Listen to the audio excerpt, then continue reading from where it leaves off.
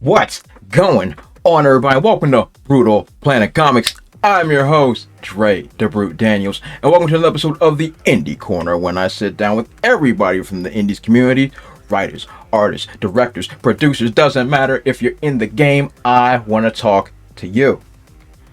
So we got a very, very special guest. He is the writer and author of Magnus the Brave. Definitely the guy with one of the coolest names I've ever heard. Give it up, everybody, for Ace Nuckols. What is going on, my friend? How are you? Pretty good. I've been looking forward to this, man. Absolutely. Since you reached out to me, I've been itching to have a nice little one-on-one with you. After I checked out your work, I definitely had to have you on. Nice. Thank you. Absolutely. So, just so we can all just get familiar with each other, we just want to talk a little background, who you are, where you're from, all that great stuff. How did we wind up here? All right. So, I am actually a public school teacher here in my local district. I teach special ed and I do comics on the side. I met up with Chris Rao, who is the artist of the comic book. I went up to Comic-Con and I liked some of the art that he had up, so I commissioned some pieces, and then we just got to talking, kind of built a relationship through him doing little sketches on Instagram, me throwing out silly little storylines for those sketches, and we created Magnus. And here we are. I don't know if I mentioned this. He's a teacher up in Kansas City. No way. Yeah, he's an art teacher. So, okay, so he's an art teacher, and you teach special ed. Yes. Okay, that's cool, man. It's crazy. You're the second teacher I've talked to. It's you're the second teacher I've talked to. So obviously I'm missing something. Like you just have all this repressed comic book, this clearly. I'm like, did I miss something? Should I have been a teacher? I must be missing something, because y'all must have the creative juices, or you're sapping them from your students, or wherever it is coming from. It's great. Teachers are the new starving artists. Absolutely. I come from my mother. My mother is a teacher. My mother is a teacher, and she's been teaching for forever and a day, which I guess is why I ran away from it. But yeah, that is really cool. That's really great. So you met Chris Rao at Comic-Con, and then y'all just meshed. Yeah. Well, and actually, he wasn't even at his booth. I just took one of his cards off his table while he was gone, and then contacted him later, because we were only there for the one day. So, I mean, stars aligning. It couldn't have worked out any more perfect for us. That's awesome. That's incredible. I love it. All right. So before you met Chris, were you writing already? Were you just how did that start flowing? So I've always enjoyed writing. In high school, I enjoyed writing, especially like the creative writing aspect, where I didn't have to, do book reports or research papers. And then that kind of continued through college. And then I didn't really have a reason after college to write. I had always thought about writing books, and then I'd sit down and start writing, and I'd be like, this is too long. I can't write a whole book. And then it just wasn't interesting trying to write a novel, because I couldn't get through it. But then I got back into comics once I actually started making adult money. Once I got an actual job, I could start collecting again. And then from there, it just kind of blossomed into, well, I'm reading comics, but now I want to go meet the people who are making comics. And I started off just only big two. Those are the only ones I read. Didn't want to dip my toe into indie, because I didn't have the extra money to buy indie, so I bought a known product. But the more I went to these Comic-Cons, the more I got to know people there. I just wanted to get more involved in that. And so I had been considering writing stuff out, but I could never really pull the trigger on it. That's why Rao, he used to do these Instagram lives where he would just draw, and that's how Magnus started. He was just supposed to be a form draw. So if he wanted to pose somebody swinging a sword, it would be Magnus, and then he could transfer that onto somebody else. And I just got on, and I would be one of 3 people watching him, and I would just start spitting these little stories at him, and I'd come up with a name for his sword, and then we'd come up with a backstory. And it's probably really annoying at first, and then finally goes, all right, man, we just got to make a story like this. But That's awesome. Yeah, it's always been like a passion of mine to write. And I love reading too, which is why I started going towards books, but I don't have the attention span for that. I hear everything you're saying. I agree with 110%. Our journeys mirror in certain aspects. Yeah. Like I've been writing for years and years and years and years, but once again, cash flow is usually the problem that steps in the way. So I've been working forever now for my regular full-time job, and then I was like, hey, you know what? I'm going to create a separate company with the money I've been making so I can fund my productions and then my production company and stuff like that. So I'm like, hey, now we can actually put some rubber to the road and make something happen. So yeah, I'm with 110%. That's great, man. That's great. So we got all that covered, you and Chris coming together. So how did y'all decide to start going into the comic industry itself? Because usually some folks write and and put their art together, but what made you really motivate to get yourself into the indies? The Magnus actually started off as like a little illustrated narrative book that read more like a nursery rhyme or a fairy tale sort of thing, where you'd have the writing on one side and then like a page of art. And I actually didn't write that. I just kind of storyboarded it and helped kind of create it, but somebody else wrote it. And Magnus the Brave was supposed to be just like a 4-page digital freebie in between those books. And then so with issue 1, I had my 4 pages done, had it thumbnailed out, had all the panels set up. And then Chris would just be like, hey, I need more. Let's make it 5 pages. Okay, let's spread this out a little more. Let's make it 6 pages. So if you read issue number 1, it's all a 4-page comic that's spread out. We stretched it out into 20 pages. And it kind of reads that way. That was our first foray into comics. So it kind of reads like a 4-page comic that was stretched out. But we sent it out, for that first issue, we sent it out to reviewers and all kinds of stuff because we want to make it better. And so issue 2, we really hit our stride. Issue 2 is much better. We have much more development. And then, COVID happened and we had a 2-year stop. So, issue 3, we're pretty pumped about it. But yeah, it's crazy how it's all kind of fell into place. That 4-page digital issue just ended up being so much fun that we're like, nope, comics from here on out. It's just comics. Isn't it crazy how it just grabs you? It just grabs you every time. Yeah, absolutely. I think it also gave Chris a lot more freedom. Instead of trying to illustrate an entire page of writing into one image, now he can have 7 or 8 different images that travel. It tells a story just in the pictures, and I think that's a lot easier for him to do creatively. And obviously, I get more involvement since I get to write it, so it's a win-win for both of us. And when I was checking out the first issue, like you said, it felt like 4 that was stretched, but in a way, it gave me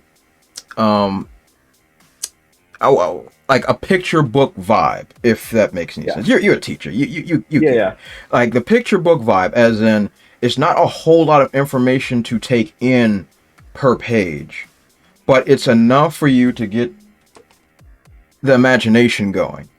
And you can start putting things in, because sometimes you can see a page that has like 8 panels on it, and it's like,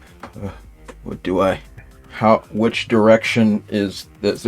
But it felt like a simplistic story, but it also felt like immersive simultaneously. The only thing I can compare it to that's not outside of regular literature was Samurai Jack. If that that is a huge influence. Huge influence. Okay. Okay. All right. My brain's still working. Okay. Okay. Good. Because I got that vibe, and I was like this gives me a little Samurai Jack vibe because there's so little words and dialogue used in Samurai Jack, but The imagery is so well cut and so well knit together that you don't need it. And that's the vibes I'm getting from Magnus the Brave. And I like that. I like that. I mean, awesome, man. I like me as a writer, I know for sure I am not want to call myself wordy, but I am a dialogue guy. I am, like, if I had to compare myself to someone, I mean, I'm not, once again, I'm not on his level at all, but Frank Miller-esque. When like you'll have like a panels, but it's a lot of subconscious talking and stuff like that, because there's reading. Yeah, there is some reading involved. There's some reading involved. I mean, like, I love my action sequences, but when it comes to character development, I'm that guy that's like, get into the mind of this crazy person. You know, like, I'm that guy. But to see such a contrast from my own style is very, very refreshing. It's very refreshing, and I loved it. I loved this book. I'm not going to give no spoilers away, but I really enjoyed it. I love Chris's artwork. It's tremendous. He did an excellent job, especially with the action sequences. It felt very Conan the Barbarian-esque. Yes, that's another huge influence. Yeah, you're nailing it, man. You're nailing it. That's why you're the professional here. I once in a while I get them right, but that's really good. Yeah, we're very, very heavily influenced by the same things, Chris and I. I think that's why we connected so much. Samurai Jack was a huge part of both of our younger years, and then he actually turned me on to Invincible. Oh yes, and Ryan Otley is probably his biggest hero, and Ryan Otley's got probably some of the most brutal fight scenes in the industry right now. And so he wanted to kind of mimic that, but we were also both like 90s babies, and so we grew up with the X-Men and Spider-Man and all that, just bright colors everywhere. Absolutely. So we really wanted to bring all that together with that Samurai Jack vibe of like the mysterious warrior's journey and stuff like that. I loved it. I loved every second of it. I thought it was, and I'm so glad that I caught on exactly to what direction y'all were going to. So I mean, so am I, man. Yeah, I mean, we're cut from the same stitching. We're cut from the same stitching. So, you know, but that was great to see how you were able to weave those influences in. So, so let's talk a little bit about Magnus the Brave. Like, where did the idea come from? Now we know we got your influences, but where did the idea for the story come from? So, like I said, he started out just doing form drawings, and he was like, all right, well, every warrior has to have like a sword, and it has to have a name. And so we started coming up with names for the sword, and like, all right, well, let's call it like Hambone or something like that. And he's like, okay, well, let's come up with his name. We bounced a bunch of names back. We're like, all right, let's go with Magnus, because Magnus was like a standard, and again, it's just a standard name for like crazy barbarian, right? And so we weren't expecting it to go anywhere until it finally just did. And then if you read like the narrative little storybook part of it, you get a little bit of backstory. It's essentially just him and his village, and then he loses like a little stuffed mammoth, and it goes off and he kills a bunch of people, and it's not really canon, I guess, at this point, since issue number 1 just kind of starts off with him bursting out of this little forest into this field. And we just kind of wanted it to be this weird, superpowered dude who's just wandering the earth trying to figure out what's going on. And it seems like everybody else knows what's going on except for him. Like, everybody else has a little bit of information except for this guy. And for one, it's easier to write a story that way, because then I can kind of come up with the things as they go, you know, giving away trade secrets here. But so we just kind of let the story write itself at a certain point. I mean, Chris and I are constantly bouncing ideas back and forth. I'll come up with a rough draft and then shoot it over to him, and he'll say, okay, yeah, let's do this. And then I'll come up with other ideas, and he'll say, dude, I'm drawing this. It's not a film. We can't have that much movement going on. So I get ahead of myself, kind of like what you were talking about earlier. I want to make this to be just this awesome thing that I see revolving in my head. And he's like, no, these are still images, man. Yeah. I can't draw that much movement in an image. But yeah, like I said, I don't really know where it comes from. It just kind of writes itself. It just, Magnus does his own thing. I mean, if he wants to kill a group of people, then he's going to kill them. If he wants to, yeah, it's a weird feeling, and I feel like if you're not a writer, it's kind of hard to comprehend. I know exactly what you mean. I'm gonna rewind just a tad bit of what you said about having like a protagonist that is like a blank slate. I like that too. I like having a protagonist that's learning as the audience is learning. Yes. Because I feel, like you said, it is the easiest narrative of all time. Think you can take any of the greatest movies of all time. Take Lord of the Rings. You can take Star Wars. You can take anything of that's a magnum opus. Right. It's always a protagonist that knows nothing, but because we as the audience know nothing. Right. So as he learns, we learn, and so when he's failing or whatever, we feel the hurt because we know this guy doesn't know what's going on. So I love that. I love that form of I guess the hero's journey. I guess we can consider it the same way. So I love that. That's great. And so he said that I find absolutely true and hysterical. If you're not a writer, sometimes you just don't see it. And I guess every time I'm because like I don't mind sharing this. Like my writing style, I write my scripts as if it is a movie. I write it as if they are moving. I do. I am guilty as charged as writing as if this was a movie script. I'm like, here, Spielberg, do this. You know, I'm that guy because I have this whole vision because you can see them moving in your head during the fight sequences or when the heart is broken. Like you can see it and feel it all up in your brain. But now it's about putting it in a way so someone else can actually scribble it. Yeah. Because God knows I might as well have 5 thumbs sitting here because I can't draw nothing and nobody. So I'm with you. During issue number 1, Chris would ask for little thumbnails like, what do you think is going to happen? And I think the reason he was asking for me to draw thumbnails is because everything just looked horrific, and he and all of his other art teacher friends would laugh at me whenever I'd make them.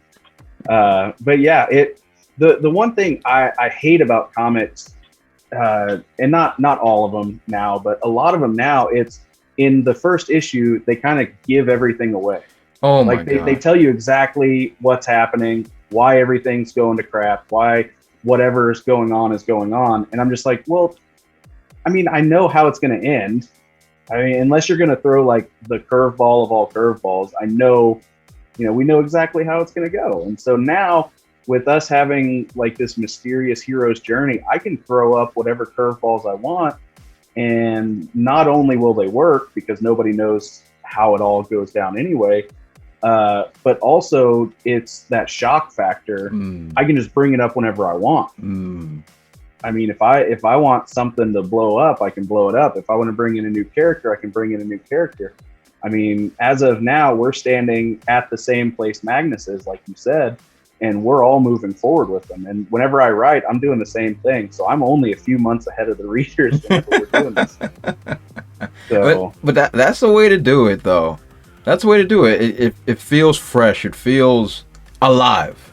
It feels alive when you're doing it that way. And what you said with a lot of modern writing, spot on. They give it all away in the first issue. We know who's doing what, why they're doing it, what the protagonist can do, what they can't do, yada yada yada. And to me, it's very boring. For me as a reader, I feel it's very boring because now I feel like there's no room for growth. For the journey. I mean, you can throw a wrinkle here and there, but I just feel like the growth is there.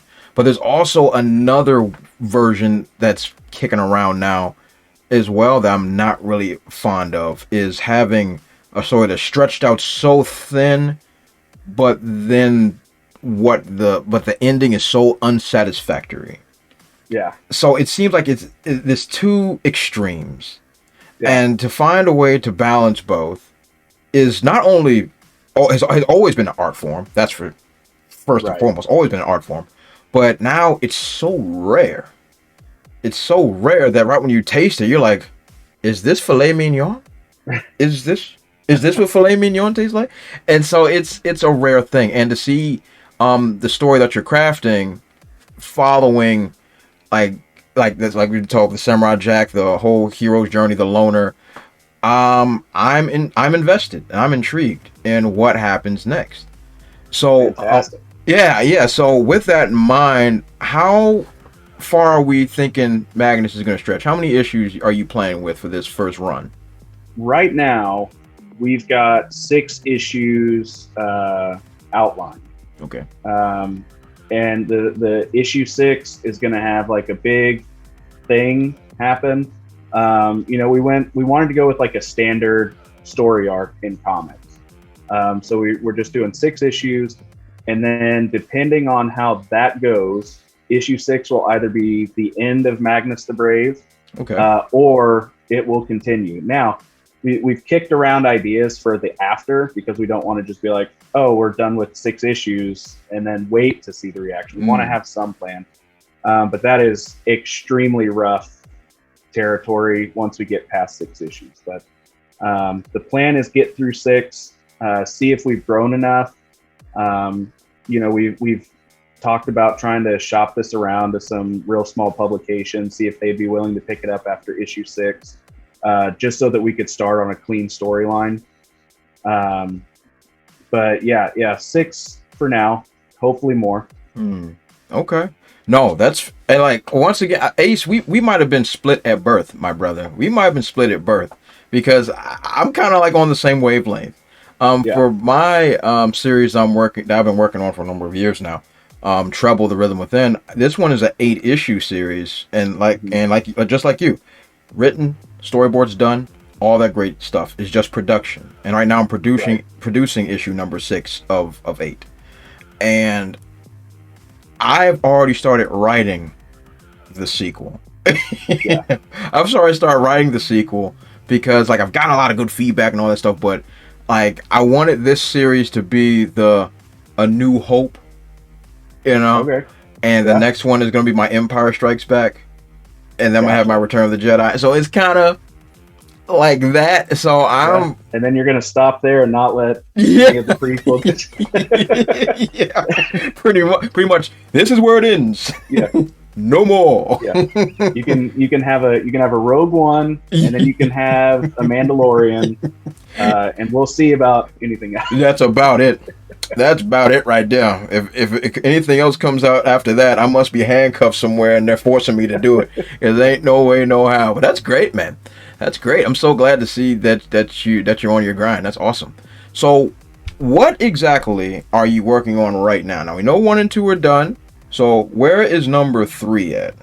So, Chris and I have both backed so many Kickstarters that once it was funded and ready to go, I'm still waiting on books from 4 years ago. That just never got done. So learning from some of these things that we've backed personally, we never start a Kickstarter until we're like 90% done. Agreed. So he has like 2 panels to color, and then we're adding in the word bubbles and the text. So after that, we're just on to production, like getting the Kickstarter going. Once we get funded, that's when we start, printing everything. We get that stuff in, we start shipping, and then we start this process all over again, and I start writing. That's fantastic. So do you have a Kickstarter live now? It's launching tomorrow. Okay, launching tomorrow. Yeah. Okay, so you got Kickstarter launching tomorrow. And how long is it going for? 30 days. 30 days. So tomorrow is the 29th. There we go. I'm glad you know. So it's going to be running for a month. So this is what I'm going to do as well. I'm going to put a link to your Kickstarter in the description section below. because I want as many people and get as many eyes on this as possible, because I think I really like your project. I think it's fantastic. I like what you all are doing. I love your writing. Thank you. And Chris's art is great. You get no Awesome, qualms man. from me, my friend. This I like. This gets the brutal stamp of approval. You get it. You get it. It's good. It's good. But that's great. I'm so glad that you're one being working full time, and the work you do with the kids and everything. That's wonderful. And to still find a way to pursue your passion, it's a beautiful thing. And I wish more people could really do what you're doing, man, because you're Right. doing good stuff. Yeah, and that's probably the number one question I get whenever I go to like these. We have a couple small Comic Cons here in Wichita, and I get all these kids coming up. They're like, "Oh, I write too. How do you get involved? How do you do this? How do you do that?" I'm like, man, it really is just write, Yep. and not just that, but have as many other people look at it as possible. So. Typically, I said we try to get people to review it, and we're really hammering like the marketing aspect of it this time around, because we're a little nervous that like the momentum has died just a little bit, because we had 2 years where just nothing came out. It's hard. Yeah, well, and like I said, we're both teachers, so we had to teach from home. He's got 2 small children at home, so he had to make sure they were on the computer doing their school stuff while he's also trying to teach, so there was no drawing that happened. But we pushed through it. We're here now. But yeah, so we try to get as many eyes on it as possible. We tell people to, let us know what we need to fix, because that's the only way we're going to get better. Yep. Put your adult pants on, and just let people tear into it if that's what it takes. But and not be afraid of really criticism. Not be afraid of criticism. We're really doing like the guerrilla marketing right now, just hitting up everybody we know, saying, "Hey, can you share this? Can you send it to anybody? Do you know anybody that's into it?" We're hitting up comic book stores. We've got a dealer's tier and a wholesale tier. Well, that's good. Where you can get 20 comics at $100, which is half price from what we would normally charge. Oh, that's really good. I've got a couple shops here that are like, "Yeah, give us all your books, man." And they've been selling, issue 2 for us, and it's really great. And it's also really fun just to meet all these new people. Isn't that the best? Yeah, I mean, I love going to Comic Cons just to see everybody. You interact with them because they're dressed up, or they've got kids who like the stuff, and it's fun just interacting, especially after these last couple years, just seeing people. So nice. Yeah, I've been before COVID had struck, I had a bunch of events lined up. And of course, everybody took a major bump when that all went down. But now I'm thinking about getting back on the horse here in DC. Well, Awesome Con's already passed, but Baltimore Comic Con is coming up. I'm thinking about, it's too late for me to get a booth at this point, but I might still go, rub shoulders with some of my buddies, that I haven't seen in forever, and see if I can wheel and deal it a little bit. So yeah. Our big Comic Con around here is Planet Comic Con up in Kansas City. It's about a 3-hour drive from here. Okay. And every time I ask for a booth, I just get ghosted. Nobody wants to take my money. Oh no! Nobody wants to take my money. So after this year, I was like, all right, you don't want to give me a booth? I cosplayed as somebody who got a booth. So I had like rope around my neck attached to like a piece of board. I even got like a little plastic skirt to go around the table. That's awesome. Printed off like posters to tape on the front for Magnus the Brave. That is brilliant. Chris always gets a booth, and he was like 936, so I put like 936 and a half. And I just like posted up right next to his booth in the aisle, and I just sold comics like that. That was really smart. There you go. You can have that idea. I'm take it. Writing that down right now. That's brilliant. I'm brilliant. But this has been great. Ace, you have been a pleasure to talk to. It's been great having you on my show. This has been great being on here, man. This is fun. Oh yeah, oh yeah. I mean, I love this, and I love your work. I love everything you're doing. I hope Magnus the Brave is the next Conan the Barbarian. I really like this book. I really like this series, and I can't wait to see what more things you and your team to come up with. Appreciate it, man. Thank you. Absolutely, absolutely. Everybody, this was Ace Nuckols. Definitely check out Magnus the Brave. I will leave links to all his great social media and his books in the description section below. Also, I will leave a link, as mentioned earlier, to his Kickstarter. Check it out and support this brother's work. Also, follow me on all my social media platforms at TheBrute00. They'll be right under my face. Go ahead, click on them, and follow me on all those great platforms. And don't forget to like, comment, and subscribe, and share the video, because I would love for Ace and his team to get as much exposure as possible. So once again, I am Dre the Brute Daniels, and this has been the Indie Corner, and I will catch you all next time. Also, if you want to support my channel, check out spinwiz.com or download the Spinwiz app and check out my comic series, Trouble. It was written with a lot of love, and it was definitely my favorite comic series to write. I've also written it in English and in Spanish, so whatever floats your boat, I got it for you. Thanks again, and check it out.